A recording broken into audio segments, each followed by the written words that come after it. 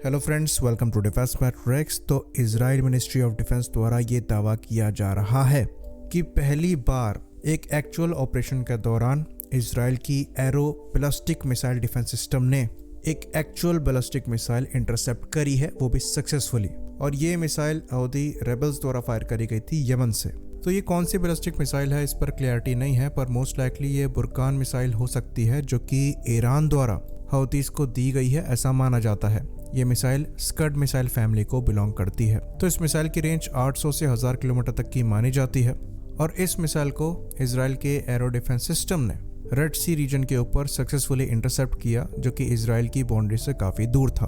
तो आज के इस वीडियो में हम arrow ballistic missile defence systems के बारे में ही बात करेंगे। ये वही मिसाइल सिस्टम्स हैं जिनको इंडिया द्वारा एक्वायर करने की बात करी गई थी 99 में ही, जब ये इजराइल द्वारा खुद इंडक्ट करी जानी थी, जिसमें इजराइल को तो कोई आपत्ति नहीं थी, पर अमेरिका ने यहाँ पर वीटो करते हुए इंडिया को ये सेल जो है डिनाई कर दी थी, जिसके बाद से इंडिया ने खुद के बैलिस्टिक मिसाइल डिफेंस सिस्टम्स पर काम किया। ऑल्दो इस प्रोजेक्ट का इंडिया के BMD प्रोग्राम पर असर पड़ा है। यहाँ पर जो main green pine radar use किया जाता है, इसका एक डेरिवेटिव स्वॉर्डफिश रडार इंडिया द्वारा हमारे BMD सिस्टम में इस्तेमाल किया जाता है। तो एरो BMD सिस्टम्स पर काम 90s में ही चालू कर दिया गया था और ये उस टाइम इवन आज भी दुनिया के सबसे advance ballistic missile defence systems में से एक हैं। इसमें जो इंटरसेप्टर्स थे, इनको एरो कहा जाता था। टेस्टिंग के दौरान एरो 1 मिसाइल को टेस्ट किया गया, पर इंडक्शन जो है ये एरो 2 मिसाइल का किया गया था, जो कि स्लाइट मॉडिफिकेशन था एरो 1 मिसाइल पे। तो इस मिसाइल डिफेंस सिस्टम में मोस्टली एरो 2 मिसाइल ही इस्तेमाल करी जाती हैं। इनके डिफरेंट वेरिएंट्स हैं जिनको हम आगे समझेंगे। तो शुरुआत में इन मिसाइल डिफेंस सिस्टम्स को बनाया गया था शॉर्ट से मीडियम रेंज की बैलिस्टिक मिसाइल्स को इंटरसेप्ट करने के लिए। तो जनरली इन मिसाइल सिस्टम्स की रेंज बताई नहीं जाती है, पर कहा जाता है कि ये इंडोर एक्सो एटमॉस्फेरिक दोनों इंटरसेप्शन करने में सक्षम है और 90 से 150 किलोमीटर के एल्टीट्यूड पर टारगेट को इंटरसेप्ट कर सकते हैं। ऑल्दो ये नंबर एक्यूरेट है, इनका कोई प्रूफ नहीं है। तो इन मिसाइल डिफेंस सिस्टम्स को अमेरिका के साथ मिलकर डेवलप किया गया है और इन मिसाइल्स की टेस्टिंग अमेरिका में भी करी गई है। तो arrow 2 missile dual stage missile है और दोनों ही स्टेज में थ्रस्ट वेक्टरिंग कंट्रोल दिए गए हैं। ये हाइपरसोनिक स्पीड को अचीव करती है, जो कि मैक 9 के आसपास की है और टारगेट को हिट करके डिस्ट्रॉय नहीं करती, बल्कि टारगेट की क्लोज प्रॉक्सिमिटी में खुद फट जाती है और टारगेट को डिस्ट्रॉय करती है। इस मिसाइल को ऐसे डिज़ाइन किया गया है कि ये हाई एल्टीट्यूड इंटरसेप्शन करे, ताकि अगर न्यूक्लियर वॉरहेड भी है तो ग्राउंड पे उसका असर ना हो। तो मिसाइल में 2-वे डेटा लिंक दिया गया है और टारगेट ट्रैकिंग के लिए यहाँ पर इलेक्ट्रो ऑप्टिकल ट्रैकिंग की फैसिलिटी तो है ही, साथ ही साथ यहाँ पर एक्टिव रडार भी दिया गया है। तो अपने EO सेंसर को यूज़ करते हुए ये हाई एल्टीट्यूड के टारगेट को इंटरसेप्ट कर सकती हैं और अपने एक्टिव रडार को यूज़ करते हुए ये लो एल्टीट्यूड के टारगेट्स को इंटरसेप्ट कर सकती हैं। तो इन मिसाइल की सबसे अच्छी बात यह है कि यहाँ पर 2-वे डेटा लिंक दिया गया है। तो जैसे ही ये पता लगता है कि कोई बैलिस्टिक मिसाइल लॉन्च हुई है, ये मिसाइल तुरंत ही लॉन्च कर दी जाती है, भले ही जो बैलिस्टिक मिसाइल की ट्रेजेक्ट्री है वो तैयार ना हुई हो और ना ही जो इंटरसेप्शन पॉइंट है वो तैयार हुआ हो। तो वो डेटा इस मिसाइल की ट्रेजेक्ट्री के बीच में ही फीड कर दिया जाता है, जिसके बाद ये मिसाइल टारगेट को समय रहते इंटरसेप्ट कर पाती है। तो ये मिसाइल बहुत ही ज़्यादा कैपेबल है। टारगेट ट्रैकिंग के लिए इंफ्रारेड सीकर और एक्टिव रडार दोनों दिया गया है। साथ ही साथ ये मिसाइल बैलिस्टिक मिसाइल्स में और डिकॉय में डिफरेंशिएट भी कर सकती है। तो कहा जाता है कि जब एक एरो 2 मिसाइल फायर करी जाती है तो जो हिट प्रोबेबिलिटी होती है ये 90% की होती है।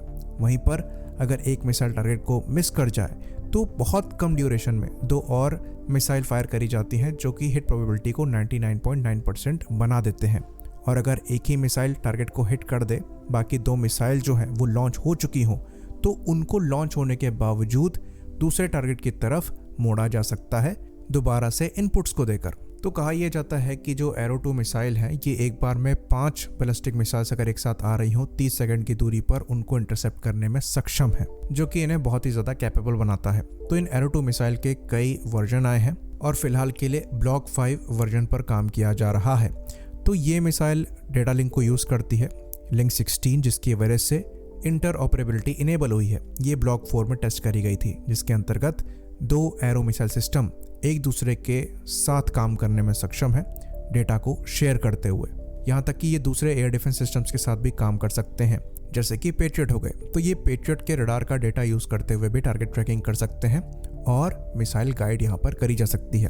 तो जो मेन रडार BMD सिस्टम में इस्तेमाल किया जाता है, इसे ग्रीन पाइन रडार कहते हैं, जो कि एल्टा ELM 2080 है। ये एक एल बैंड रडार है और इसकी मैक्सिमम रेंज 500 किलोमीटर की बताई जाती है। वहीं पर एक सुपर ग्रीन पाइन रडार भी है जिसकी रेंज इवन 900 किलोमीटर के आसपास की बताई जाती है। तो ये 30 टारगेट को एक बार में ट्रैक कर सकता है और एरो मिसाइल्स को गाइड भी उन पर करने में सक्षम है। तो इसी रडार का वर्जन, जैसा कि हमने डिस्कस किया, स्वॉर्डफिश हमारे द्वारा हमारे बैलिस्टिक मिसाइल डिफेंस सिस्टम्स में इस्तेमाल किया जाता है। बाकी इन मिसाइल को लॉन्च करने के लिए जो battle management, command, control, communication और इंटेलिजेंस सेंटर है, इसे गोल्डन सिटियों कहते हैं। और ये एक बार में 14 इंटरसेप्टर्स यानी कि 14 एरो मिसाइल्स को टारगेट पर गाइड करने में सक्षम है। बेसिकली यहाँ पर net centric open system architecture है, जिसकी वजह से मल्टीपल रडार सिस्टम्स को इस्तेमाल किया जा सकता है मिसाइल को गाइड करने के लिए। साथ ही साथ यहाँ पर human in the loop operation भी अवेलेबल है, जिसकी मदद से इन एरो मिसाइल को ह्यूमन खुद गाइड कर सकता है। बाकी इस BMD सिस्टम का एक और पार्ट है जिसे ब्राउन हेजलनट कहते हैं, जो कि लॉन्च कंट्रोल सेंटर है और ये गोल्डन सिटियों और रडार साइट से करीबन 300 किलोमीटर की दूरी पर रहता है और यहाँ से मेन कम्युनिकेशन होता है। ओवरऑल जो इन सिस्टम का कॉम्बिनेशन है, ये काफ़ी effective ballistic missile air defence systems को बनाते हैं। तो एरो BMD सिस्टम में काफ़ी लंबे समय तक एरो 2 मिसाइल ही इस्तेमाल करी गई, जो कि शॉर्ट से मीडियम रेंज की बैलिस्टिक मिसाइल्स को इंटरसेप्ट करने में सक्षम है। लेकिन 2008 में US और इजरायली गवर्नमेंट ने एरो 3 मिसाइल सिस्टम्स पर काम किया, जो कि लॉन्ग रेंज की बैलिस्टिक मिसाइल्स को इंटरसेप्ट कर सकती हैं, एक्सो एटमॉस्फेरिक इंटरसेप्शन करने में सक्षम है और कहा जाता है कि 100 किलोमीटर के ऊपर के एल्टीट्यूड पे ये टारगेट को इंटरसेप्ट कर सकती हैं और मैक्सिमम रेंज यहाँ पर 2400 किलोमीटर की बताई गई है। ये भी कहा जाता है कि ये जो एरो 3 मिसाइल्स हैं, ये सैटेलाइट्स को भी इंटरसेप्ट करने में या फिर उनको डिस्ट्रॉय करने में सक्षम है। तो एरो 3 के साथ जो इंटरकॉन्टिनेंटल बैलिस्टिक मिसाइल्स हैं, उनका भी इंटरसेप्शन पॉसिबल है। तो एरो 3 के लिए ये कहा जाता है कि एरो 3 एरो 2 से ज़्यादा फास्ट है और एरो 2 से थोड़ी छोटी भी है और वज़न लगभग आधा है। और एरो 2 जैसे अपने टारगेट के पास जाकर क्लोज प्रॉक्सिमिटी में फट जाती है, वहीं पर एरो 3 जो है ये टारगेट को डायरेक्टली हिट करती है। तो एरो 3 के लिए भी कहा जाता है कि एरो 3 एक बार में 5 बैलिस्टिक मिसाइल्स को इंटरसेप्ट करने में सक्षम है, जो कि 30 सेकंड के सैल्वो में फायर करी गई हों।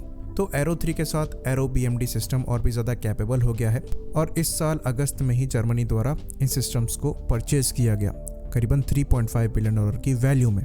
तो ये सिस्टम इनको 2025 तक ही मिल पाएंगे। बाकी इंडिया की बात करें तो इंडिया का खुद का BMD सिस्टम काफ़ी ज़्यादा कैपेबल है और हम खुद की एंटी सैटेलाइट कैपेबिलिटी भी प्रूव कर चुके हैं। तो डेफिनेटली हम भी सही डायरेक्शन में जा रहे हैं, पर एरो सिस्टम काफ़ी कैपेबल है और अब कॉम्बैट प्रूवन भी है। यहाँ तक कि एरो 4 इंटरसेप्टर्स पर भी काम किया जा रहा है, जो कि हाइपरसोनिक मिसाइल्स या फिर ग्लाइड व्हीकल्स को इंटरसेप्ट करने में सक्षम होंगे। आई होप इन्फॉर्मेशन क्लियर रही हो। इसी बात पर इस वीडियो को हम ख़त्म करेंगे। लाइक करिए, सब्सक्राइब करिए। जय हिंद।